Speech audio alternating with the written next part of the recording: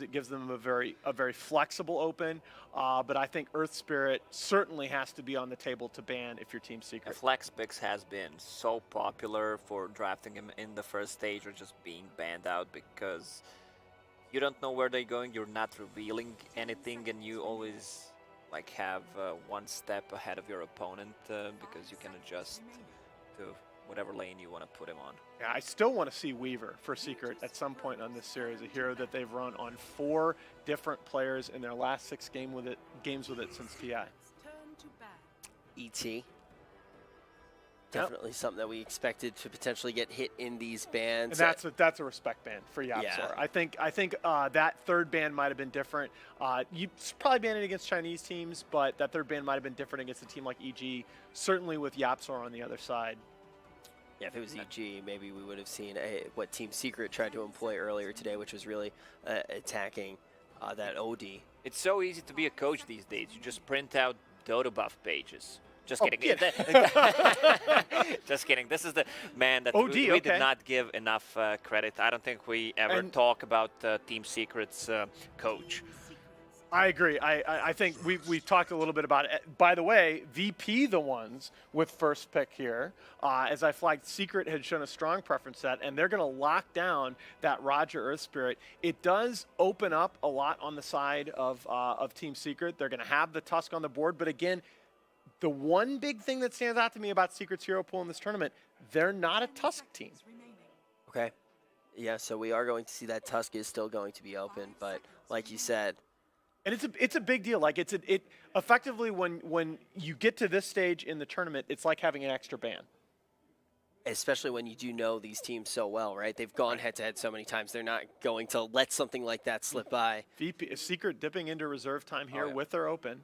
Grimstroke still in the pool. They opened up with Grimstroke and Rubik a couple of times. Also OD's out of the pool, so they might consider getting a Medusa. Medusa first phase is something I think you have to think about. Likely 5 position Undying, although you will see teams occasionally dip back into a 3 or 4 position. This hero's stats in the patch, however, not good. I mean, so one of the 4 lowest ELO adjusted win rates in 20 or more games. And how many times have we seen an Undying in an open as well? So why do we think Secret's going for this route? They dip into reserve a little bit, and then Undying going to be their first pick. Lanes. Yeah, this is the hero that secures lanes. Earth Spirit, Strength hero, Undying just loves to play against those. And with all the teams threatening tri-lanes, okay, rotating in and out of tri-lanes in this tournament, Undying is one of those heroes that against a tri-lane, he doesn't care how, he can tri-lane against 3 beefy heroes and be perfectly happy. And as you said, we are going to see that Rasta here. You were saying you wanted to see more Rasta, but tri-lanes so prevalent in this tournament. I believe you said about 25%. Brutal open by VP. This hero, I feel like we talk a lot about the very valued supports in this patch, but if you take those off the table, this is my most valued core in this patch. The Beastmaster, he's so great in the tempo of games that we're seeing, able to bring pressure across a wide area of the map. His itemization is very natural into those Vlad's, Crimson's utility items. He can go blink if needed. Oh, Visage Band, that's interesting. They don't want to be run at 20-minute mark. Possibility to even close the game with this kind of a lineup. Undying drops the Tombstone, Rast Awards, Birds. It's a good ban coming out from VP. Also respecting the god-level tri-lane that would be Undying, Visage, and any other hero. Grimstroke's still in the pool if they want to get rid of that Beastmaster double roar. So good. Yeah, the one thing, so Grimstroke is still in the pool, as is Doom, presumably on the side of Secret. It's not unthinkable you might see a Beastmaster support, although the Earth Spirit on board makes that a lot less likely. I don't think that's going to happen, considering it's... the hero that Yeah, it's Earth Spirit, that's Roger's hero. Beastmaster, one of Pasha's better heroes, and I feel like Beastmaster position 4/5 is not nowhere near effective as position 3. And the numbers would bear you out on that. Medusa's still in the pool, though. Yeah, we have a couple of picks that kind of open, considering OD is banned out in the first phase. I wouldn't be surprised to see a Dragon Knight, a Timbersaw. I get a little worried about those because I want to see if I'm going to see a Dragon Knight, I want to see it 4th or 5th because, again, you talk about the counters, the Monkey King, as we saw last night, the Timber Saw as well. Okay, so Jugs off the table for Ramses. So you got to respect the PA pick potential out of VP. I think you can go ahead and take a second phase Medusa as Secret if you want. Might be a little bit early. There's that Timber. Okay. Why did you want to see the Timber Lacoste? It was one of the heroes. I feel like the hero does not have that many counters in this patch, especially when they ban out OD as a first pick. And we see more and more tri-lanes. So he's like one of the lane dominators, does not have many bad matchups, and can be also put in the middle. What EG did yesterday, you get a lot of XP and you can snowball easily. Absolutely. No, the Lacoste point about tri-lanes is a really good one with Timber, that in the Age of Dual Lanes, a lot of times you constantly had to worry about how are we going to get our Timber to level 3, because that's when that reactive armor sustain really starts to kick in. When you have this tri-lane meta, it can be a little bit easier to isolate 1v1 matchups, and Timber just crushes most of those. Now dipping into reserve time is going to be VP. These Jug and Tide bans are not something that we talked about so much. Nahaz, why do we see these get banned in this portion of the game? I mean, I think that's been the kind of MO throughout the tournament, is you're taking away these, you're taking away cores in the second phase. The other thing is you don't have anything right now against BKB as Secret. I guess Tombstone might count, but you don't want to have to worry about a hero like Jug that has, the Oracle pick opens up a lot of things here for VP. The Oracle pick makes you worry about a Husker. It makes PA potentially that much more scary. It makes Darkseer flat out unpickable if you were thinking about running Timbersaw in the mid-roll. Yeah, we didn't see much of an Oracle. I'm not sure if he was banned out mostly, and his numbers are good this patch. Yeah, the hero looks so good. The reason why he's so good because Root stops Steepy now. Yes. That's why. Like, the hero hasn't been changed. He received just a tiny buff on his Q on damage. Yeah, and it doesn't.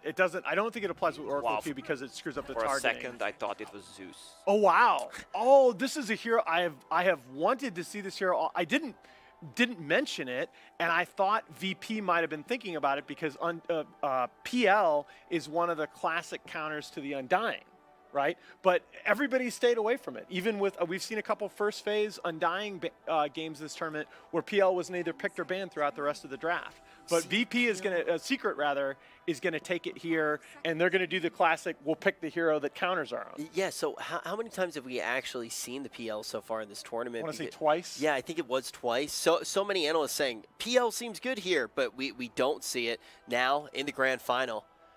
We will see the PL. They will need some AoE because they basically have none with these three heroes, and they don't have too much control for a Phantom Lancer. This Timbersaw is going to create so much space because none of these three heroes are good against a Timber.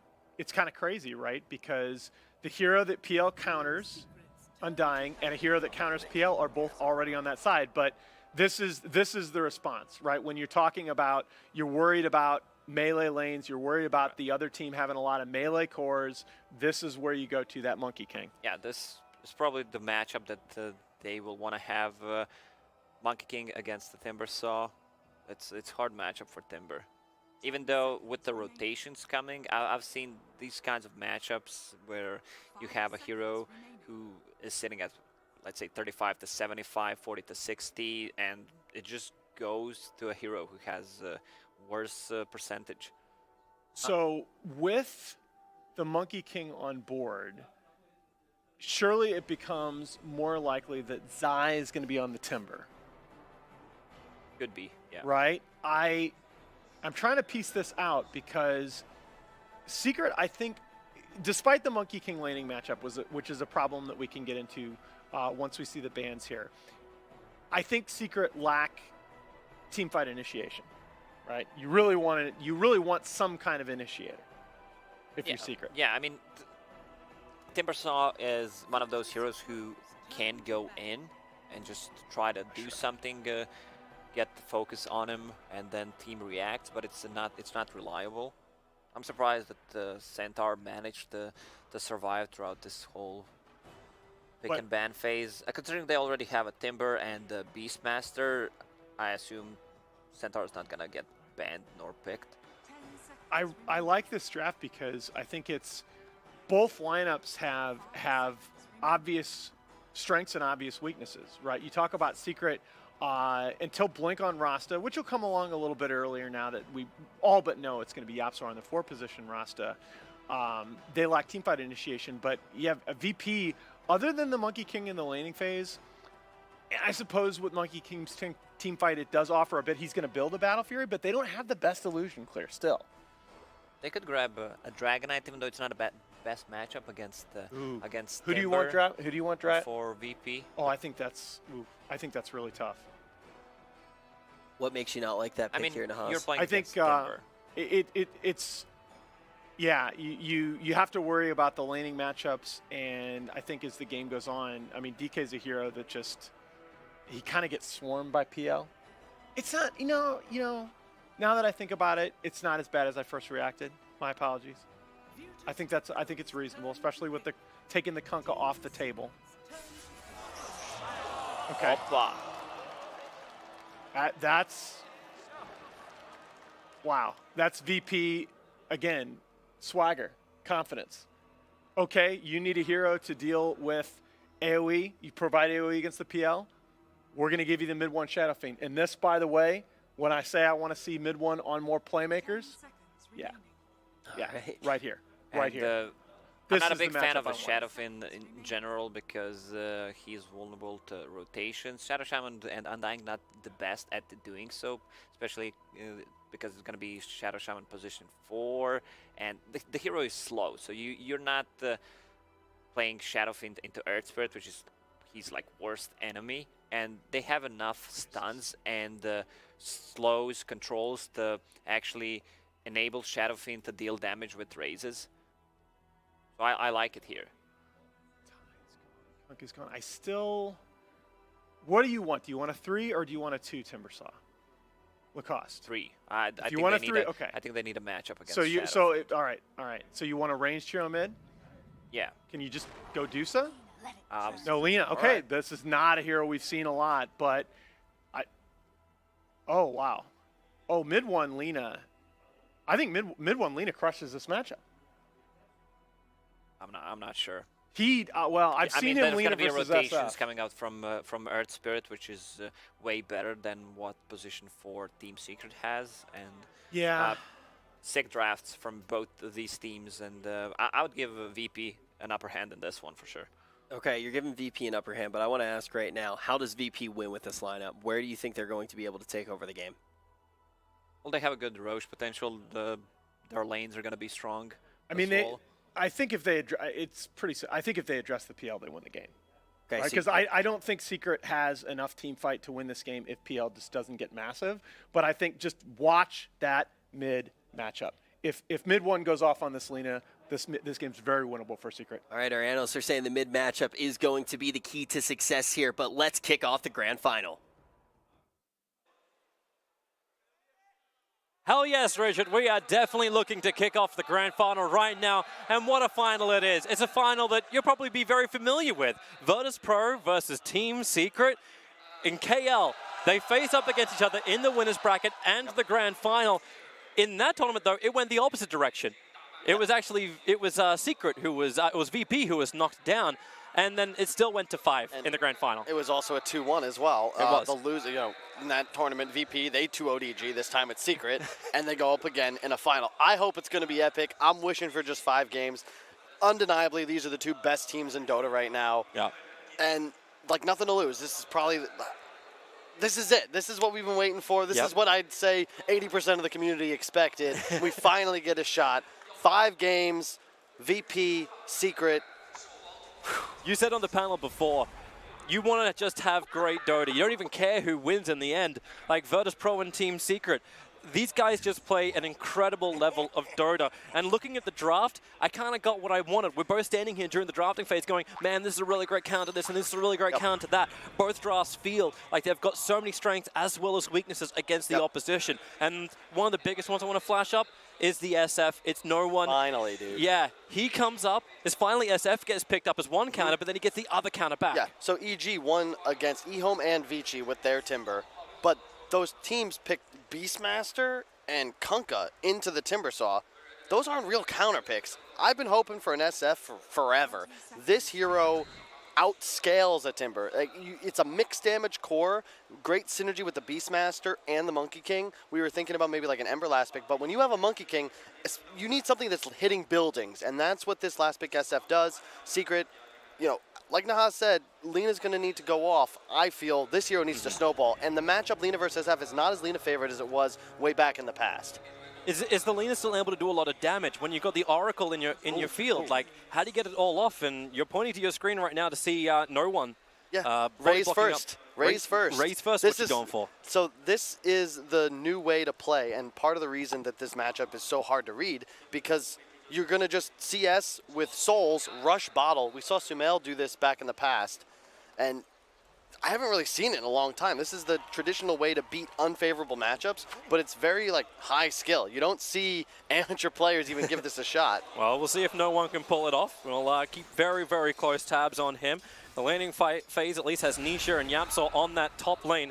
So as you said, Razors to begin with, trying to make sure that mid one doesn't feel comfortable, and then keep your eyes on bottom lane where Puppey, he'll be doing the job to try and zone out Ramses. And Ramses on his Monkey King. This is another signature player, and Ramses, what a great player throughout this entire tournament. He has just been on fire. Yeah. He is the best player in the world right now.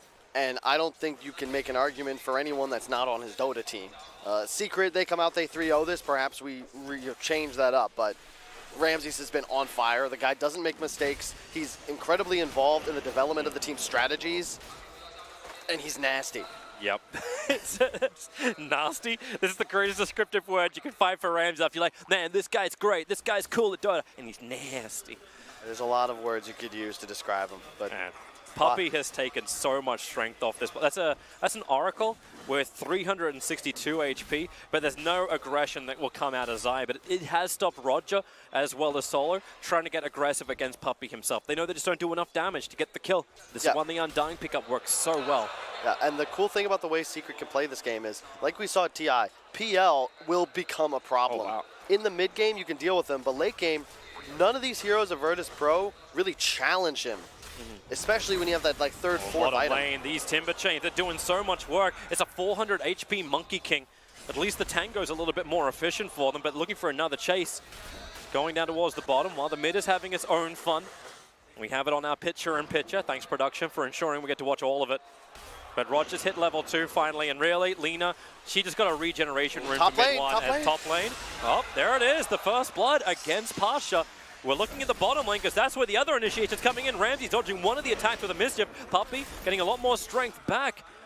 And there's not much more that Roger can do to help out. They just can't get through the Timbersaw, and Puppey's so tanky.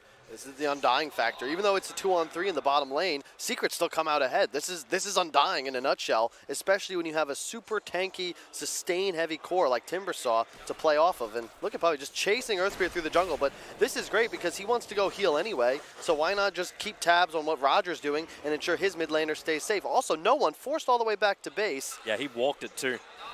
That's a long time out of the lane. Lena will move ahead in the CS. This is her going off. Yeah, and this is what one of the downsides of the Bottle Rush is that a well-played Lena, as mid one is doing quite good right now, out-CSs you just because you have the nulls, whereas you look at no one, he's just got a circlet to help with his last hitting.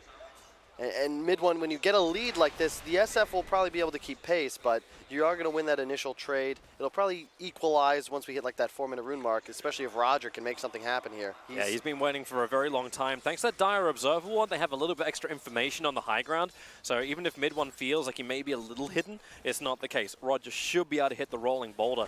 But if he doesn't, then there's no follow-up from no one. Even with the level 2 raises he has available, they still need more damage. And I fear for top lane Pasha. He already got hit out. It's the slow from the lands and the damage that just mounts the body block. He should actually, he'll be, oh no, he's not okay. He's in a lot of trouble. Nisha just has so much hitting damage. And he'll get the kill onto Pasha. That was well, it was a good idea from Pasha. He had 3 stick and didn't expect that last rush attack from Nisha to finish him off because he spawned the boar, and he would have been able to salve in between hits and possibly turn that kill around as Nisha does not have a point in Doppel. Alas, I think he high rolled on that last hit. VP's finally realized they need to try and change things up. Solo up on the top lane. He's going to help out Pasha and try and keep Shaman away from him, so any initiation isn't a guaranteed kill, which has happened so far. But then again, ES is also rotating. You can keep your eyes on that mid lane, but top's going to be where it's at. The Beastmaster Hawk, no one's going to be there on the right. And they could just roll in towards the Absol. Probably going to be the easier target. And in fact, that's exactly what happens. Solo sets it up. There's your kick. Nisha, he actually wanted to get aggressive, and he's done so against Solo. Supports arrive from Puppey. One decay will be enough. He's just out of range to reach Oracle, but that's why you've got the lands from Nisha. They focus that in towards Pasha. But coming underneath a wave and a half, Nisha, he feels the confidence. He's going to keep going for it while mid lane, no one has to back up to his tier 1 tower. Lina connecting on these stuns. He has equalized, though. This is still about the same CS advantage the mid one had once no one returned after being forced to heal. He just caught a few too many Qs, but this is kind of the way it'll go if the SF just catches too many nukes. He's dead. Oh, no, he's Wait, not. no, he started with a shock. Thought he was in range for a shackle coming in from the fog of war. Well, I scared myself. Yeah. A big part of this game is going to be VP's ability to create tempo. Secret, you have an Undying, you have a Rasta. Like, they can find kills and pressure all lanes simultaneously. Bottom, Zai might go for this. He was waiting for the stun, trying to get a little bit of extra life. Ramses, one more hit will do it. He's got the distance. Zai going deep underneath the tower. While in mid lane, 3 heroes once again. It's the solo setup. It's just Fortune's End into the rolling boulder, and no one. The last strike array will actually buy some time for Laguna Blade from mid one. He's starting to heal up thanks to all the nukes from Solo. And this will allow Lina to survive and then turn around to look for the kill over on the Earth Spirit. Unable to get it off, but Puppey drops the Tombstone, looks for the Undying minions. They're not in range, and thanks to the Dire Observer Ward from Virtus.Pro, they know how to play around the Undying. You're going to see this game is going to be secret heavy for the early mid-game portion. VP, you're going to hit a timing when you have some Beastmaster items up. You can start shredding through buildings, perhaps get a Roche. But Secret, I think you've got the mega late game controlled as well, just because of the PL factor. And right now, definitely looking good for the side coming out of the loser bracket, just because of how much better their offlaner is doing in that sacrificial safe lane.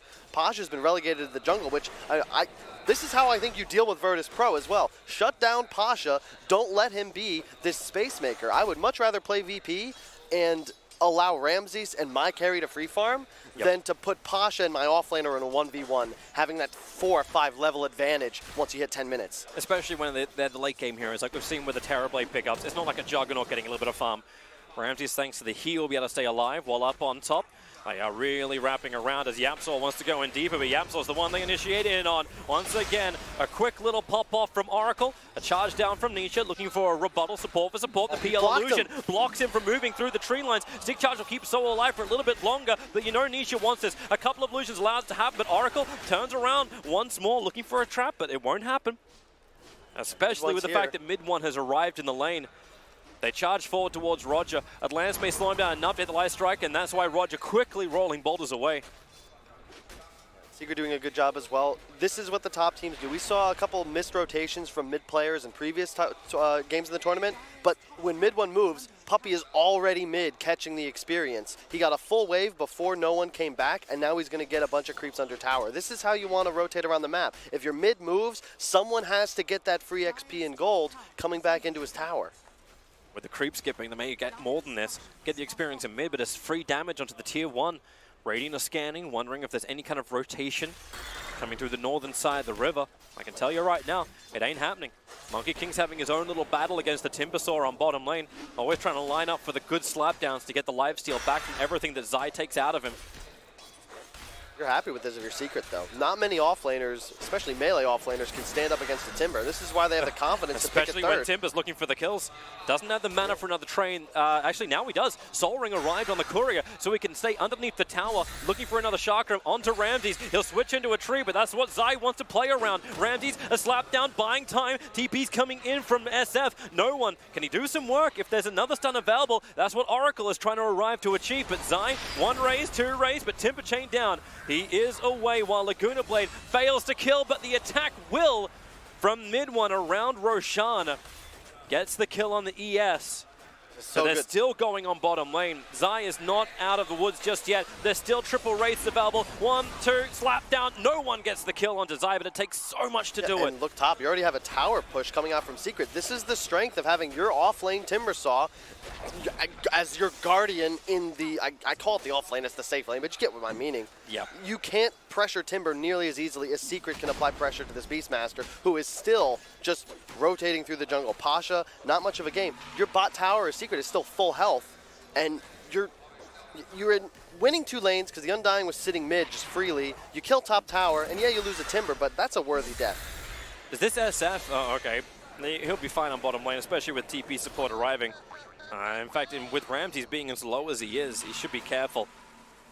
We'll get a little bit of healing from Solo. But is this actually more punishing? We've seen a lot of times the Dire side would just let their tier 1 and tier 2 towers go on the safe lane of VP. But doesn't this cramp up the style of SF's recovery? Yeah, very hard to hold your stacks in place. Oh, hang on. Oh boy, yeah, we may come back to that point. Zai, where's the stun? There's your first control. Just hold the Timber in position, allowing the Razors to do work. Solo's the one with the nuke that finds the kill. They want to get rid of this Tombstone. One more hit will do it, but nope, Puppey will take care of it himself. And they still want to go down. Fortification keeps the creep wave alive. Just holding Puppey in. 2 Razors will connect again. He's got a short-range raise. That should be enough to almost kill off Puppey. With the decay, he'll get more life up. But it's still not enough. Virtus.Pro diving underneath towers. I'm glad no one's doing, he's demonstrating what I would comment on, which is SF no longer just farm stacks, wow. but you got to get involved, and no one's doing just that. You can see how he just dumpsters a Timbersaw throughout the game, but you're concerned if you're VP. Look at where Nisha is 2,000 net worth ahead of the game, and he has total dominance in this top Dire jungle. Pasha's got Roar, but I don't know. Can you really find the real one consistently? You're going to have a Defusal soon as well. Is that coming out on the Courier? It's already on the Courier. My God. This is an 11-minute Defusal blade for the Phantom Lancer. Yeah, and this hero crushes PL. You crushes Beastmaster. But the support duo of VP have a very big problem with Phantom Lancer as well. You purge both their disables. Man, Nisha's about to go hard. I think you just shove down bottom. He links up with the Timbersaw, your big tanky frontliner. He can tank any tower hit, no problem. They tank a tier 1, tier 2, yeah. right? And you have an Undying as well. Rasta, also level 7. Yapzor pops the Tome. Obviously, he has Arcanes. Here's your initiation forward, looking for the kill. Already starting off, SF lets the Requiem of Souls blast out. Pasha arrives, he has the Roar available, but instantly wants to push back. They do not want to roar this Timbersaw. They have no follow-up to it. The Earth Spirit's moving over. He doesn't have a TP scroll, so it's a long run. The Master Serpent wants defense. The Roar goes out to Phantom Lancer. He's so low on life, but they can't kill him off yet. In fact, Pasha's too deep in the shackles on SF. Great chain control from Team Secret. Support is there from Oracle, but no level 6. He can't keep his core alive. SF will fall. And Team Secret get exactly what they wanted. A tier 1 tower, couple of kills, and then the right to push into the tier 2. I don't know how he missed the close nuke on no one. He only had the 2 nukes land. Not sure how he whiffed. He could have just misjudged the range by just a few moments. I didn't see the replay, but this is a tier 2 now. I was surprised they dropped wards tier 1 mid lane. Mid 1, this will be a big pickup if Virtus.Pro can get something back. And of course, with the help of the Monkey King, yes, works with them to get it, but you lose a tier 1 and tier 2 tower. Mid 1 still worth a hell of a lot of money and good experience, and that's the one player who wasn't involved really in the bottom fight, even though the ES was trying to be. Ramses. Yep. He's still that ticking time bomb. Once he's actually going Battle Fury build as well. Yeah, this is one of the ways you deal with the Phantom Lancer. Your illusions will get the cleave effect as well, and you handle Phantom Lancer the entire game. If your ultimate is up and you're standing inside of it, you just can't heavily commit with your illusions because they're all going to get cleaved away. But do they have the time? Do they even have the space? Like, it feels like both Monkey and SF don't have the space on the map to farm. This is the thing. I think Ramses recognizes, look, if I itemize in this more fight, like, you're not winning fights right now. You can't jump into an Undying, a Rasta, PL with the Defusal 11. Like, you're going to have to try and outscale.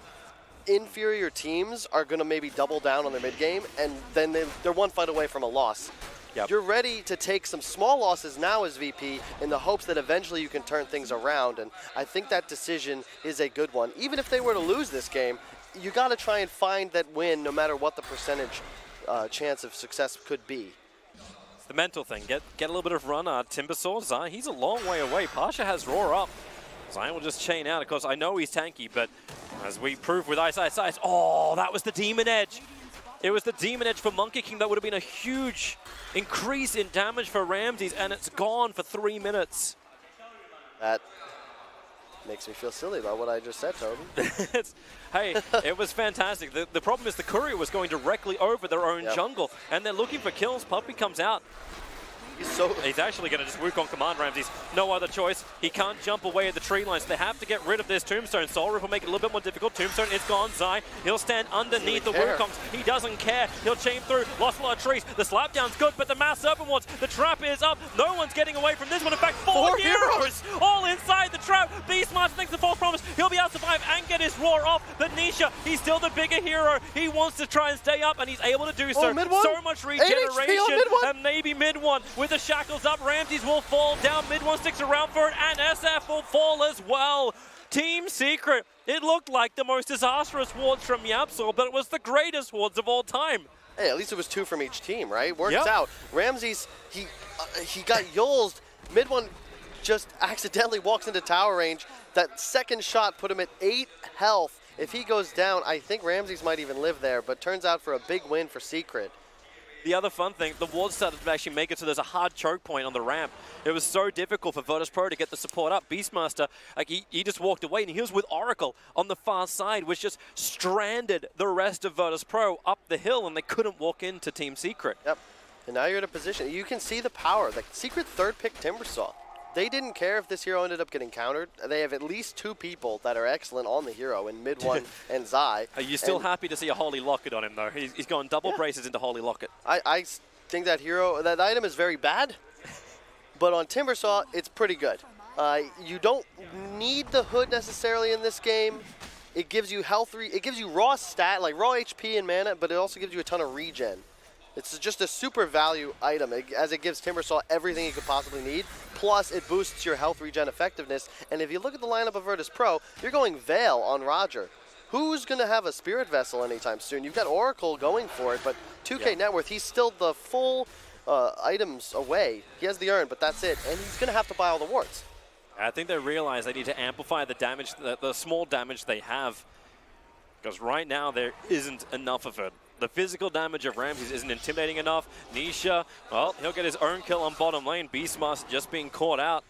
He's all by himself, and with that, Team Secret look towards Roshan. There is a Beastmaster Hawk inside the pit, but thanks to the Sentry Ward, I don't know if he's up. No, he's up on the hill. Nope, the Light Striker raid, they're looking for any kind of extra information. Mid one with one more slave will get rid of that Hawk. And Virtus.Pro, in fact, it's Roshan who kills it. He'll clap it down. All right, ES, he's in position. The Dire Observer is down. They have no extra information inside the pit. Beastmaster will respawn. He can TP out to the shrine if he wants to join the fight. Roshan, 1.2k, rolling boulder in, but the body block from Puppey, absolutely perfect. And that is a punishing kill against Roger. Aegis the Immortal into the hands of the Phantom Lancer. It was a bit of a YOLO, but if it worked, it would be great. But I don't think any team is letting that opening be I don't think Secret is letting that opening occur, Toby. I've seen many an Aegis steal. There's a few that have happened to me that I don't want to bring up, but this is Team Secret. They're playing incredibly crisp and clean, and you know, going back to the KL Major, right? That series went to 5 games. VP won the first, lost the next 2, but ultimately closed out and won those final 2. So, you know, if you believe in superstition and coincidence, whoa! Really nice. Yapsor actually getting caught up on the top lane. He burnt Requiem and Yule Scepter to do it. Just walked up and did it. Monkey King's looking for the last bit of money. He's almost got, in fact, he now has the Battle Fury. So, new items arriving from Virtus.Pro, but with no Requiem of Souls. VP may want to be a little bit more careful. Observer Sentry's being planted down. That's not going to last very long. Actually, yeah, it will. The Sentry's too far away from the Observer Ward. Nisha's just unstoppable. Like, he's got a Manta, he's got a Diffusal, and none of the heroes of Virtus.Pro are geared up to deal with his harass. This is one of those games where Secret's going to thrive in long fights.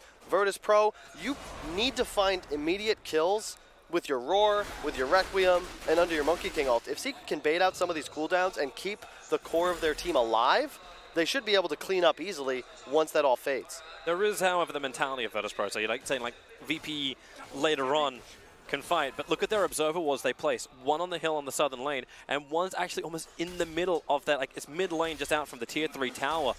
It's so defensive on the line drawn, and then the other two they watch the northern side, watch that river entrance to see if they can go into their jungle and keep that Monkey King farming up.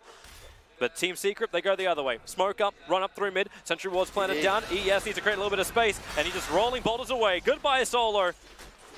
It's nice to have you back and playing with the team, but you are most definitely dead. This level 12 Rasta, he's going to just drop boards on the high ground. Zai's going to tank. This is the strength of Secret. They've hit a timing. Everyone's spent their gold, and they're just ready to go high ground. Our 7 wards are there. They'll clean up the creep wave, but as long as these wards are up, Beastmaster can't go in to deal with it. Nesef doesn't want to get too close. And mid one has a blink. Still no Requiem. Actually, no, they have the Requiem up now, so maybe they can Yule Scepter and do something.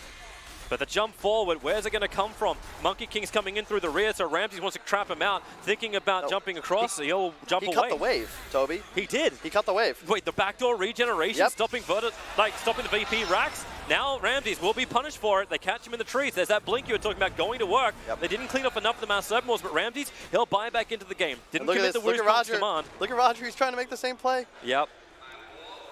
He's going to rolling boulder into that, however, and that's going to be with the entire team.